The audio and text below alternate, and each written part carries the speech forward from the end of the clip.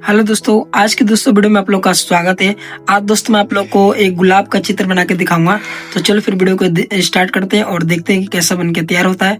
और दोस्तों अगर मेरे चैनल पे अगर फर्स्ट बार देख रहे हो मेरे वीडियो को, तो दोस्तों वीडियो को एक लाइक कर दो और चैनल पे अगर नए हो तो चैनल को सब्सक्राइब कर देना, ताकि दोस्तों आप लोग को नई नई वीडियो की नोटिफिकेशन सबसे पहले मिल जाए। सब्सक्राइब करके दोस्तों ऑल पे क्लिक कर देना, जब भी आपको नोटिफिकेशन मिलेगा। तो चलो फिर वीडियो को स्टार्ट करते हैं। और ये दोस्तों पार्ट 1 है। पार्ट 2 वीडियो के लिए इंतजार करना। उसमें दोस्तों मैं आप लोग को कलर करके दिखाऊंगा रियलिस्टिक सा। तो इस वीडियो में आप लोग कमेंट कर देना नीचे कि मैं पेंसिल कलर से करूं या पेंटिंग कलर से कलर करूं। तो जैसे आप बोलोगे वैसा मैं बनाऊंगा, ठीक है। तो चलो फिर वीडियो को स्टार्ट करते हैं और देखते हैं कैसा बन के रेडी होता है, ठीक है।